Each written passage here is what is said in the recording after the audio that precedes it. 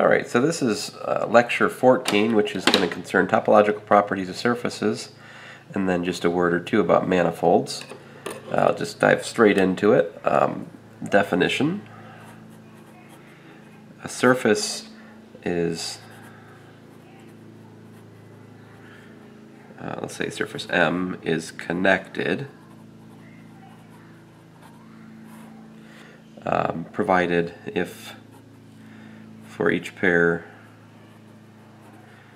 PQ and M there is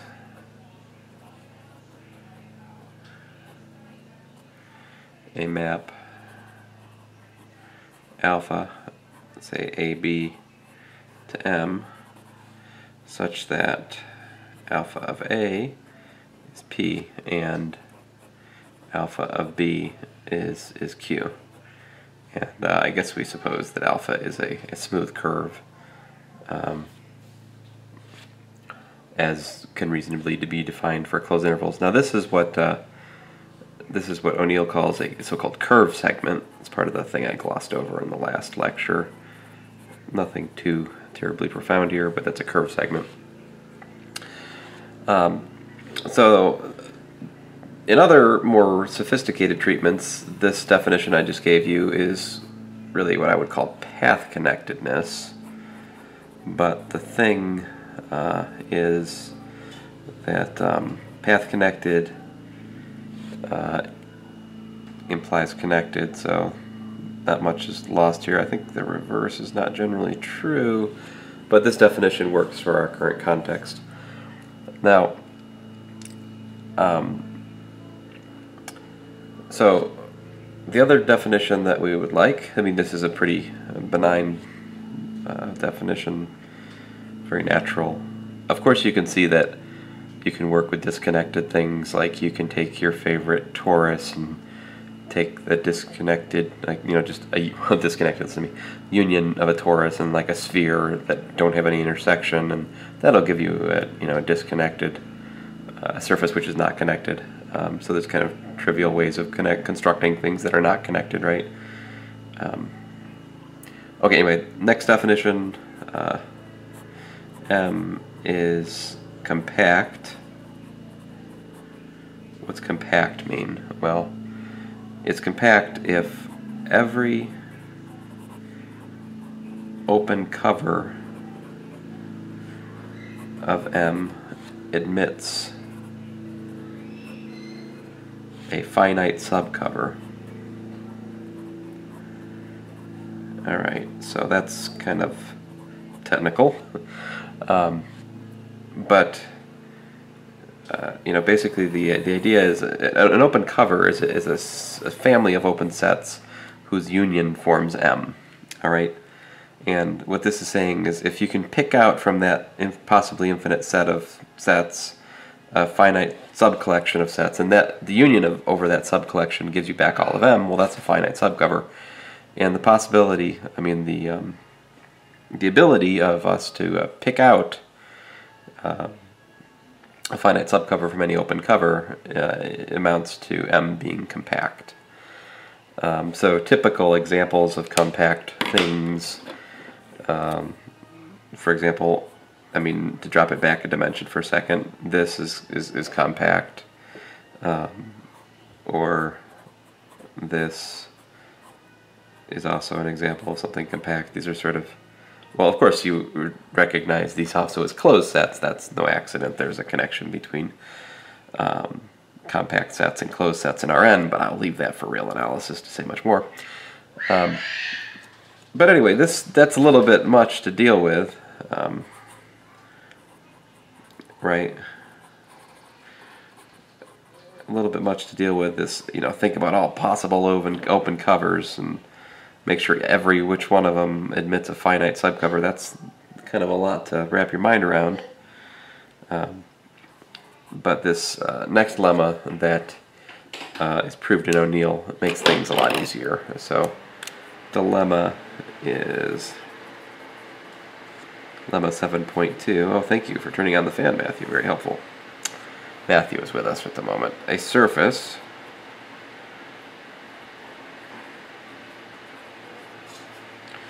M is compact if and only if it can be covered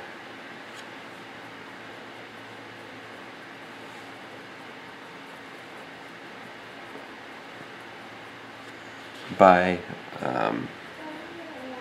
the images of finitely many two segments. I'm not sure why I'm shouting right now. I just started writing all caps and I just can't stop myself. I'm sorry. So the proof is in Oneill. It's relatively straightforward. I'm not going to go through it here. That's, you know, obviously that's nice because, well, two segments are kind of easy to work with and they've got nice connections with integration, being nice little closed sets and everything. And then apparently in Massey's algebraic topology,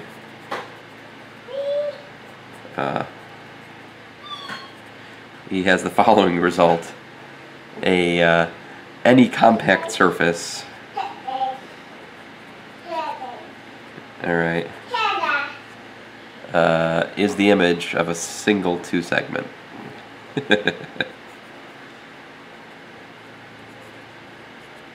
That's quite a result, I suppose. We've actually already seen that in play. The parameterization, for example, of the sphere. Of course, this is from Oneill. This insight. You know, the sphere. I think if you take the patch we had on the sphere and you just add in endpoints, then you get the whole sphere. And I do believe that would be an example of this result. And I think we could actually constructively show this result for a number of our favorite examples. But anyway, moving along. You know, just to, you know, okay with these? Still, everything here is kind of, you know, technical. We'd like to get a little bit more of a heuristic idea of what compact is, right? We're getting there. So our next lemma, lots of lemmas in this section, 7.3. I would call this the extreme value theorem for surfaces. Here it is. A continuous function on a compact subset R of M attains a maximum value at some point in M. Well, I should say at some point P in R, not M.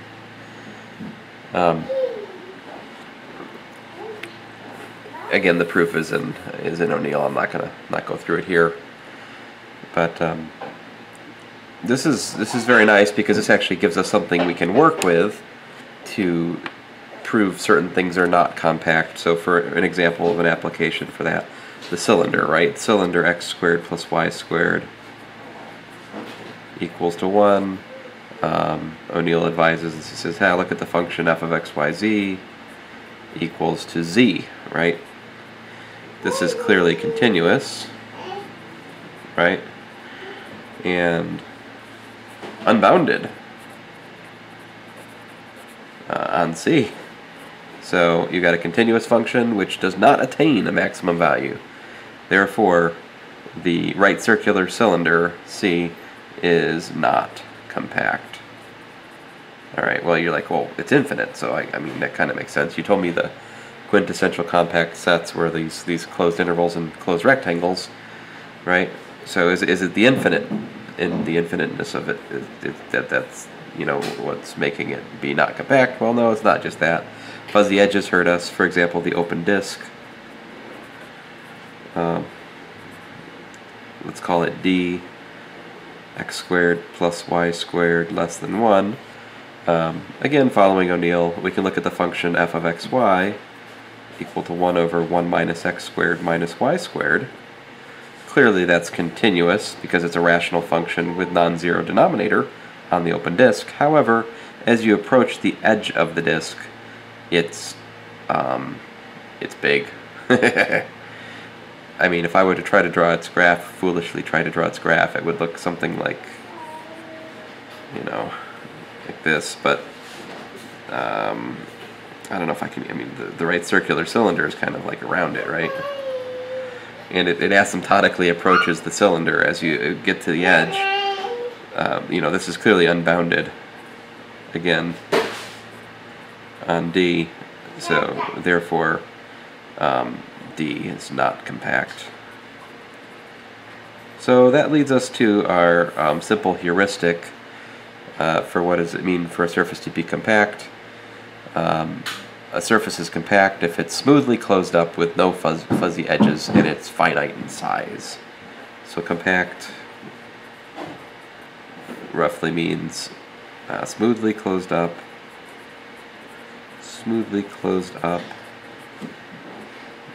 with no fuzzies,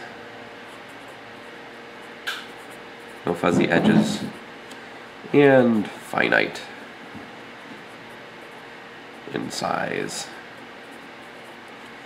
That means later you could do things like divide by the volume. Uh-oh. Uh-oh. You okay? What you gonna do? What you got in there? You okay? You okay? What you been eating? Huh? Okay, you fine. Well, it seems to be alright. Moving along. What are you eating? Alright, Matt. Where were we? Yeah. Oh, a balloon. Yes, we'll talk about this balloon very soon. Thank you for that, Matt. I think we're almost to the balloon, actually. Oh! No, not quite, though. Not quite. Thank you, though. We'll get to that.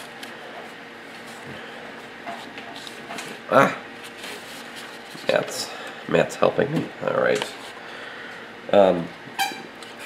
So, moving along here, our next notion, topological in nature, is that of orientability. So, let's look at the definition. A surface M is orientable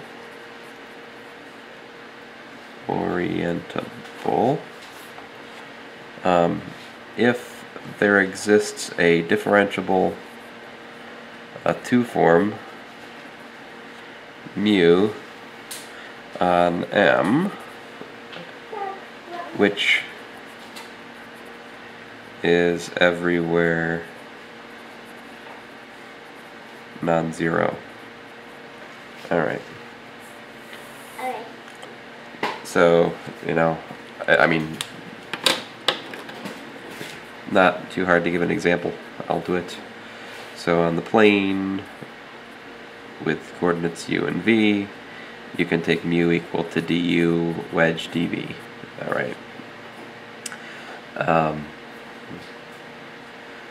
For a simple surface, regular, I mean, our patch is regular, so we have linear independence of xu and xv. So really, if you think about it, xd, you could define mu by du tilde wedge dv tilde. That would give you a non-vanishing two form on a simple surface.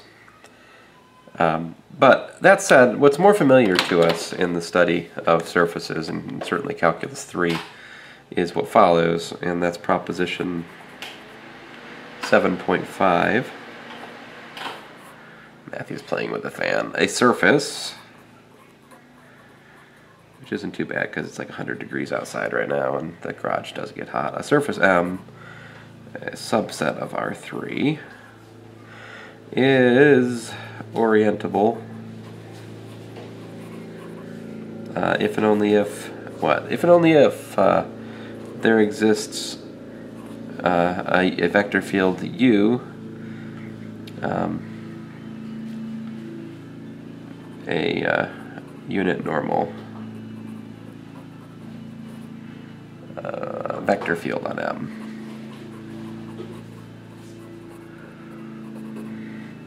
Moreover, if M is connected, then plus or minus that U are the only. Let's see how to say this. There are exactly two unit normals. Are the only two normals. I mean, if you didn't have connectedness, then you could, play games like have it this way on this piece and that way on the other piece, or this way or this way or this way, and yeah, I don't know. I mean, there's still something that could be said there. It's just combinatorial and not particularly pleasing to think about. All right, so the proof. I'll actually go through. I don't have to go through the proof of much in this section, but this I'll go through because it's fun. All right, so I'll do the reverse implication. I'll do it second. I'm going to do the forward implication first. So the forward implication, so suppose there exists mu, a two-form on M, and mu of P is not equal to 0 for all P and M. All right. Then what we'll do is we'll define a vector following Oneill. We'll define it as Z. We'll say Z of P. What we're going to do is we're going to set Z of P equals to, well, what is it going to be equal to? Well, it's hard to, I mean, I'm trying to define a vector field here, so I want it to be normal. So, goodness, and this is where the construction of Oneill is just a little bit like out of left field, but anyway, it is it's a necessary thing. So, for V and W, a basis of TPM. All right, so just pick any old pair of linearly independent V and W in the tangent space to M at P, and define ZP by V cross W divided by mu at P acting on V comma W. All right. They'd say, well, wait a second, maybe that depends on your choice of basis, right? Well, observe that if you define another two-form, say epsilon of VW, simply by the cross product, which we defined previously, and certainly can be reasonably extended to surfaces, well, that is bilinear, and it's antisymmetric, and it's smooth, so that's a two-form, right? So then by the lemma of the previous lecture, we know how this will transform. We know that if we take epsilon of like AV plus BW, comma, CV plus DW, we know we get the determinant of A, B, C, D. I don't know why I wrote that. It's less work to write AD minus BC. Epsilon of VW. And likewise, mu P of AV plus BW, comma, CV plus DW is equal to the determinant of, A, B, C, D. I did it again. Mu P of VW. All right, great. What am I doing? What's the point of all this? Well, the point is that this definition I just gave you for Z of P is in fact not dependent on my choice of basis, because if you think about this as being V prime and if you think about this as being W prime, what we've just shown is that this is just the same as V prime cross W prime over mu of P acting on V prime W prime, because these determinants would cancel out. If it's another basis, this has to be an invertible matrix, hence this determinant's non-zero. Anyway, they cancel, and you can see the definition of ZP is in fact independent of the choice of basis, despite its apparent dependence on the basis choice. So having defined z of p, and obviously z of p is normal, right? This is clearly an element of the tangent space to p perp, because the dot product with v and w is 0. So to complete the thought, let u of p equal to z of p divided by the length of z of p. And there you go. Now this is a unit normal. Unit normal. Now, to prove that there's just two, you can consider the function f of p equal to v of p dot u of p, where v of p is any other normal, unit normal, right? Because of the dimensionality, it has to be in the same direction as u of p, since it's the total tangent space is 3-dimensional. The tangent space to p is 2-dimensional, so it has to be that u of p and v of p are collinear, and so it implies then, of course, that f of p is equal to plus or minus 1. But since this is a continuous function, if the surface is connected, it follows that either f of p is equal to 1 or f of p is equal to minus 1 for all points in the manifold. Excuse me, not manifold, surface, for all points in the surface. For all p and m, so, you know, that's assuming connected.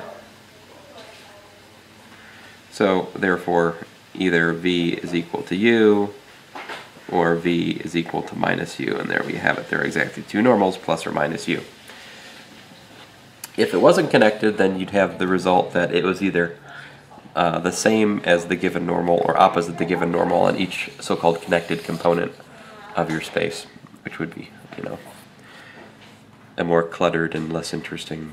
I don't know if it's less or more interesting, whatever, I'm going to go on. The other implication, which is actually easier, suppose you have a unit normal u on m.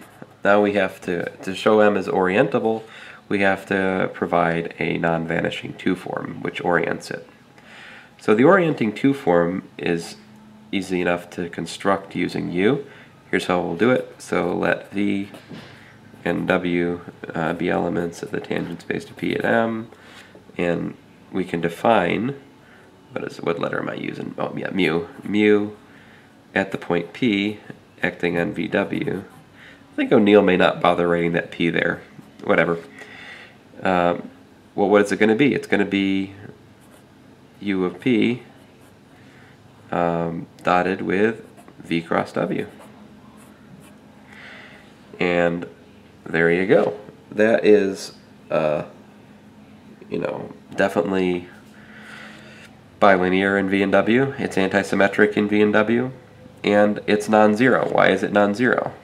Since, you know, there exists v and w linearly independent at each p, you have that v cross w is not equal to 0, and as u of p is not equal to 0, it follows, and of course v cross w and u of p are in the same, you know, and, you know, by orthogonality theorems, u of p is, you know, collinear to v cross w because these are both in the perp to tangent space at p and m, and so the dot product must not be 0. So mu of p is not equal to 0, but p is arbitrary. So there you go, non-vanishing 2 form on the surface from the unit normal. I thought it was an interesting calculation. It wasn't too hard. I enjoyed it. I don't know. All right, moving along, moving along. My paper. Behave. All right, so examples, of course, examples are important. What are examples of orientable things? Lots of examples, actually. Spheres, cylinders, surfaces of revolution,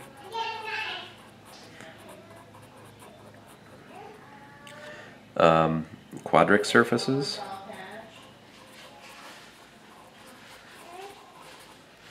what else? All orientable. In fact, we later learn, I'm going to write it here though, he tells us this at the end of the section, but I think now is a good time to state it.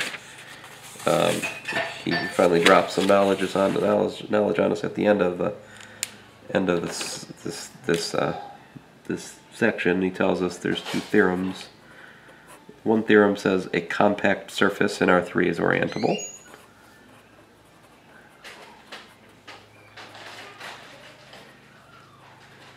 It's not too hard to believe. Compact was smoothly closed up, right, and finite in size, so it kind of, you can see in your mind's eye it's got an inside and an outside, so you just basically use that notion of inside and outside to pick a direction, and so you can kind of set up a vector field in terms of that.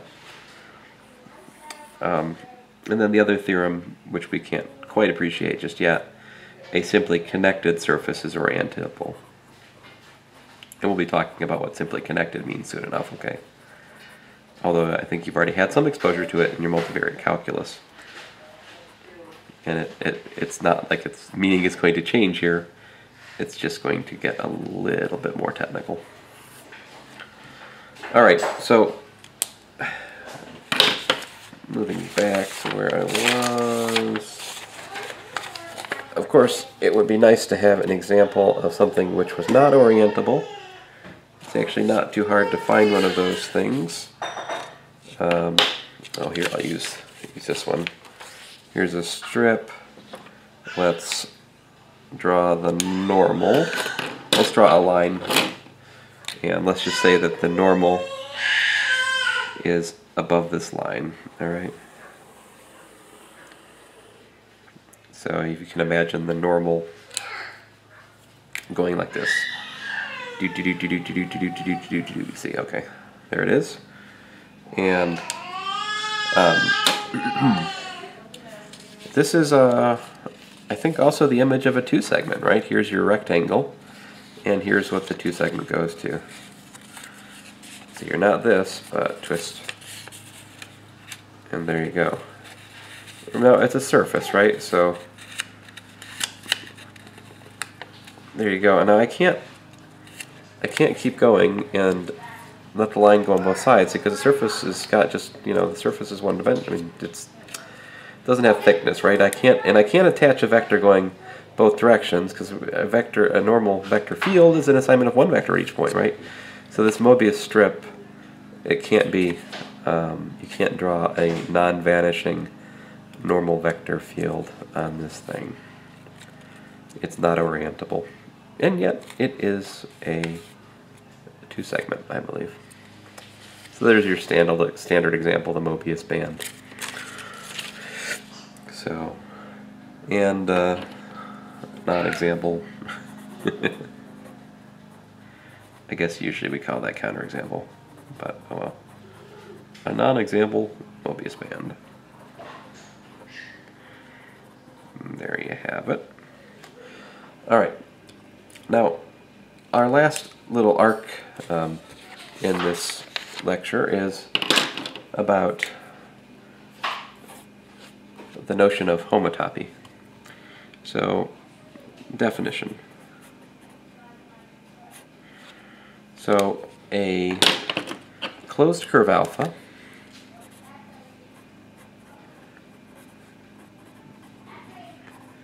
is homotopic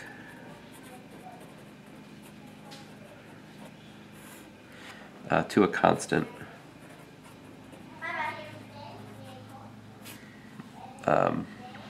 provided there exists a two-segment x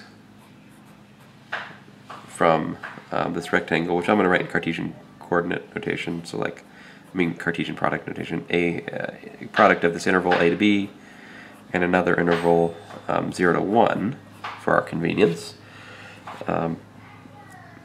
to M, the surface. This mapping is called a homotopy. So it's the homotopy map. Such that, what does it have to satisfy? Alpha is the base curve, and that just means that alpha of u is equal to x of u0. That makes it the base curve, and the other curves, the remaining three edge curves are constant.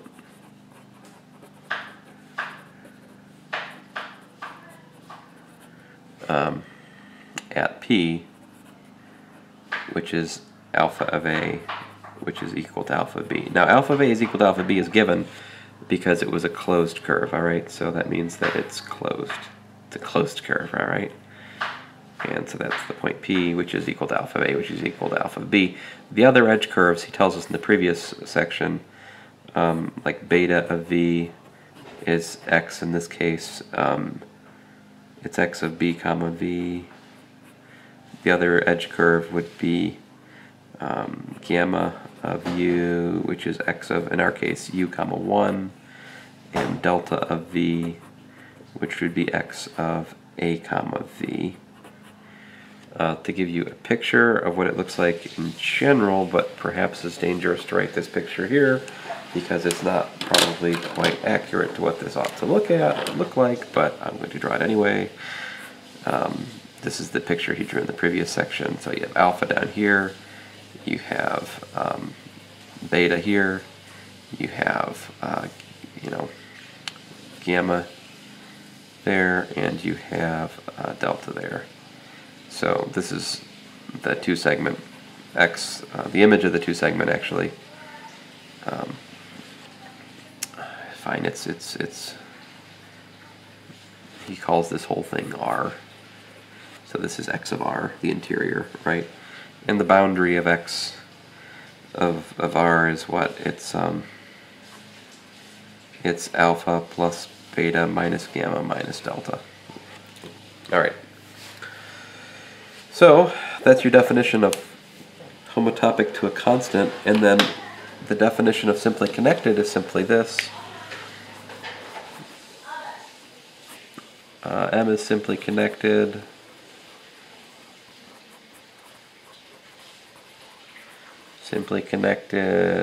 provided it is connected. Well, that's good. It'd be kind of awkward to call it connected and not have it connected. It's connected, and every loop in M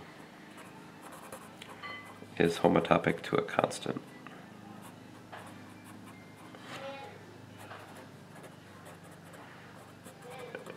Alright, so that's, the slogan is M is simply connected means you can deform loops, to a point. So, for example, this sphere, balloon, is simply connected because if I say take this loop, like that, right, I can shrink that loop.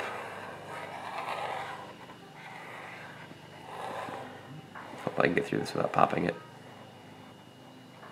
All the way down, I can just shrink it to a point. Now, this outer loop is alpha. What's his notation? Just a second here. Oneill uses some notation. I've lost my... come on, stupid page. Come on. So, oh man. Oh.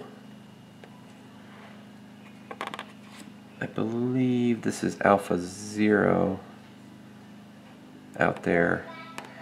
And then this would be alpha 1. Alpha 1 is the constant. Alpha 0 is the initial curve. Let's see, yeah, he says alpha v of u is equal to x of uv. And if you look at that, so if we put v equals to 0, we get alpha sub 0 of u, which is just equal to x of u0, which of course is alpha itself. And then you continuously deform until you get all the way down to v equals to 1. So you get alpha 1 of u, which is equal to x of u comma 1. Right, x of u comma 1 is, well, that's gamma of u, right? Which by construction here is just the constant map p. So there you have it. This is just a kind of, when you first read this, it seems overly technical, but it really is just describing, in a careful technical sense, shrinking loops to points in terms of this mechanism of two segments, mostly because he wants to link up with a certain integration result next, which is very, very useful. And so that's what brings us to theorem, oh, lemma. That's another lemma, of course. Lemma 7.8. And this lemma says that if phi is a closed one form on a surface M,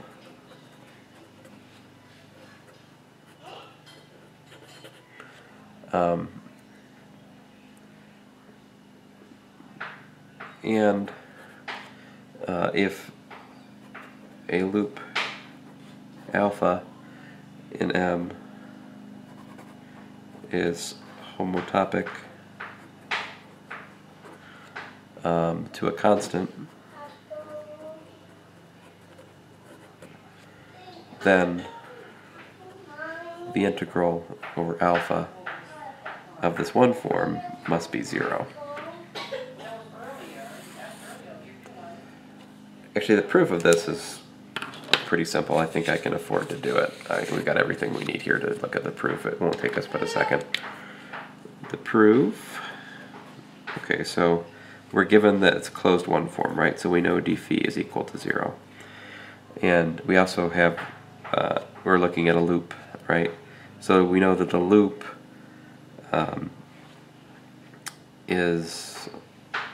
it's really the boundary, but I'll write it out. Okay, so 0 is equal to the integral over, if you'll forgive my notation, x of d phi, but that's equal to the integral over the boundary of phi, which is of course equal to the integral over alpha plus beta minus gamma minus delta of phi. But since these guys are just constant curves, that's really just the integral of phi over alpha, and there you have it. The integral over loop of the one form is 0. That's for any closed one form. Now, it turns out that this condition that we just have here, this lemma 7.8, it suffices for us to, well, the first and most obvious application of it is to show when a surface is,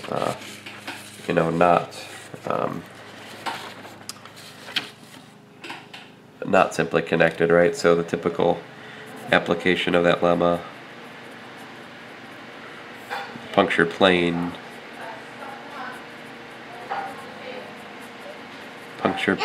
P, if you look at the form psi equal to x dy minus y dx over x squared plus y squared, and you look at, for example, any loop which encircles the origin, let alpha be a loop around the origin. Something I always show this in, if you take my multivariate calculus, you take complex analysis, you cannot miss this example. I will beat it to death. The integral over alpha of psi is equal to 2 pi, right? So therefore alpha is not homotopic to a point, homotopic to a constant. So therefore P is not simply connected. See, we don't have to look at all possible loops, we just have to find one that has this non-trivial integral, and that shows us that it's not simply connected. And finally, our last lemma for today, lemma 7.9, and I'm very tempted to actually go through the whole proof here, but I shall not, because if you really study the proof, I gave it to you already in Calculus 3. It's just a different notation for the same old argument, although the argument here is slick. So do read Oneill on this. It's really worth a read. On a simply connected surface,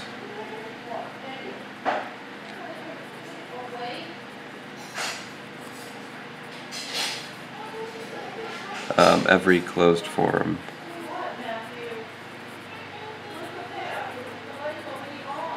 is exact.